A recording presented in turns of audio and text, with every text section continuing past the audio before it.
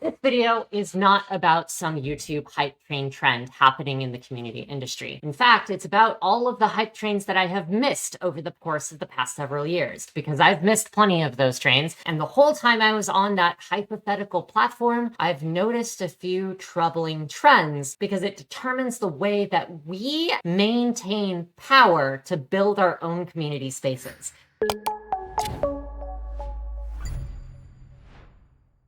In Colin Woodard's book, Nations, he actually identifies that the national identity of what it means to, quote, be an American is actually 11 different cultures that all have a different understanding for what it means to be an American based upon a set of key values that are different depending upon the nations. These nations are often historically developed, like the South versus the Yankee North, California being this like a utopic democratic dream, and the rural Midwest, they want to pull themselves up by their bootstraps, make their own farm, make their own living, and their local city matters more than the national governments that they are partaking in. Now, the important thing about these 11 nations is that they all do believe in freedom and security, in the core values that make America America. The problem is that the way they define each and every single one of these terms is different, and they don't talk about that. And what's left is a bunch of disagreement about how one culture cannot possibly believe that another culture is so backwards as to think that security is more important than freedom. The nations are not bad. They just choose to rank their values in different ways depending upon the culture. They don't tell each other this. And as a result, we end up complaining a lot more than we do making policies that actually work and solve tough problems. And you might be asking, how is this related to innovation? We have the same problem. Businesses are built with specific goals in mind. We put together a specific list of values in order to figure out who is going to get the investment dollar and how many people are going to be responsible for making change happen on the internet. So I'd like to introduce to you three main cultures, three cultures that kind of derail all of those hype trains because they want to go in different directions. So who are these three cultures? The first one is your engineers. These are the people who are responsible for the actual development of the hardcore products, the hardware, the software, the development of the internet. These are the people who lay the wires in the transatlantic in order to make sure that we all have a global internet.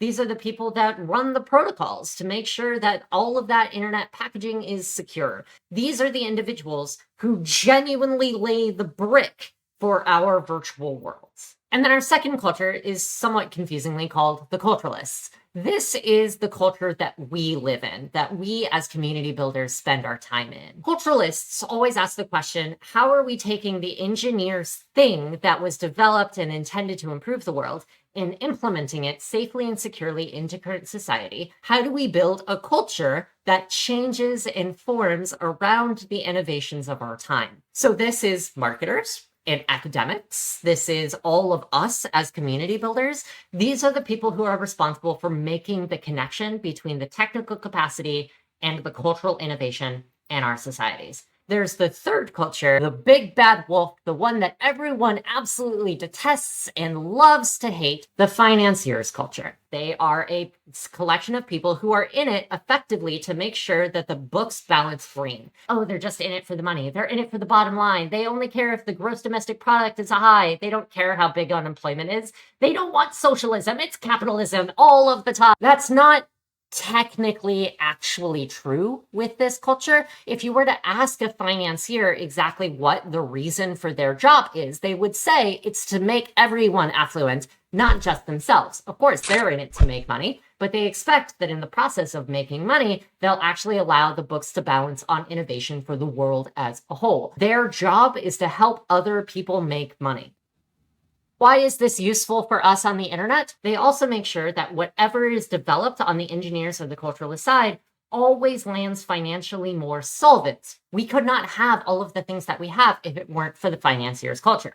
The problem is that they went too far. The financiers have far too much power on the global internet, and this is not the first time it's happened. The financiers have the lion's share of the control over where those hype trains go, just like they did in the ARPANET days, in the .com days, in the early social media days, and now they have a control over the way that Web3, blockchain, and other technologies operate That is the problem. So for the rest of the video, we are going to better understand each individual culture, and then we're going to ask how those cultures will interact with one another. And fortunately, in order to map out the cultures, most of our work has actually already been done, which is fantastic, because we have Erin Meyer's wonderful culture map. Erin Meyer had originally built this culture map to ask how businesses can create better cultures for their employees. Fun fact, however, this works just as equally well for communities. This is also one of those things where in the description of this video,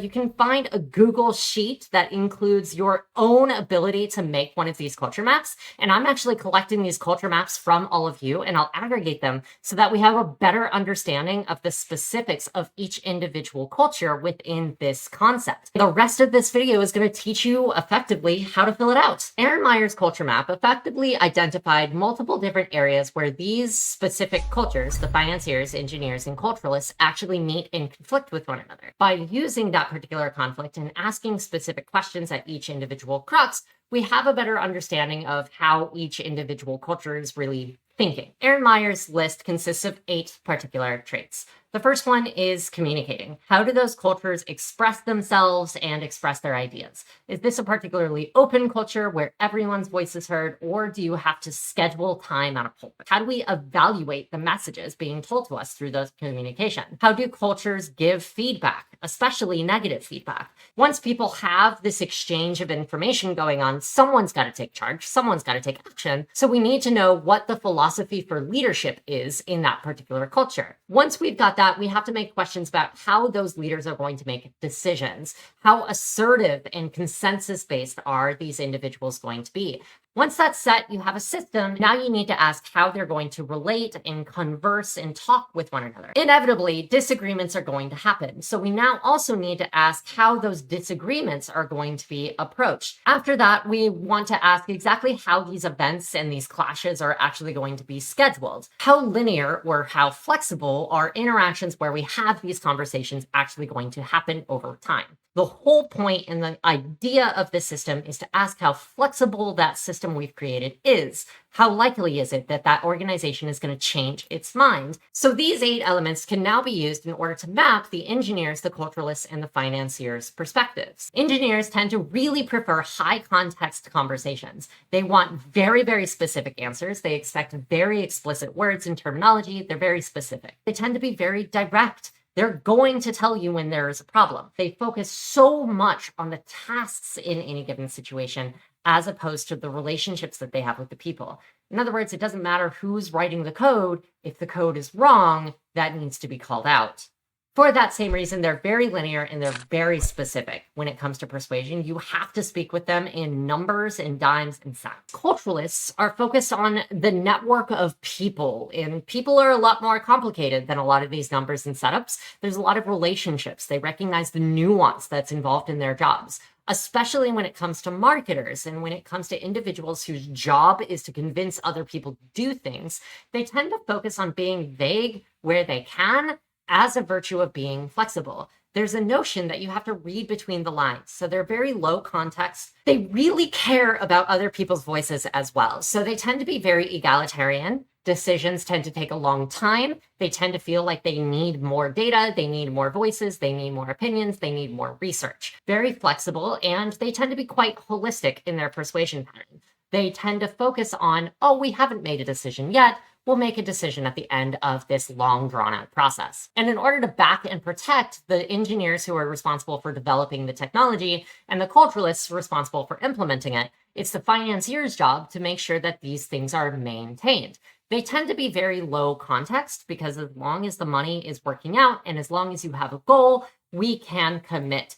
But there's a very specific time where this flips. When the numbers come in, if you are in the red, investments will stop because investors are very future oriented. They recognize that they are taking risks. They know that they are taking risks. They are taught to take risks. But when that risk shows any evidence of not panning out, they have to recognize that, cut their losses, and move on. For that reason, they tend to be very hierarchical. They want to be nimble, and that requires that they specifically have power. They can turn that flow of money off immediately. They have a big network. and that network is responsible for the actual raw income that they have. So it's very, very important that they be that way. For that reason, they tend to flip-flop between confrontational and avoidance. The main job of each individual culture, if it's working equally, is for engineers to innovate and progress, for culturalists to implement and to adopt, and for financiers to direct the ultimate goal and stabilize the Venn diagram. Unfortunately, this is a talk about hype trains. This is a talk about capitalism. This is a talk about what's wrong with the internet. So obviously, something's a little bit out of whack. And that's where we talk about the way that these have related to each other over the course of the history of the internet. Now, in one of my first videos on the channel, in The Power of Social Networking, a review of Tara Hunt's book, I brought up an idea of breaking up the history of the internet into 3 general epochs.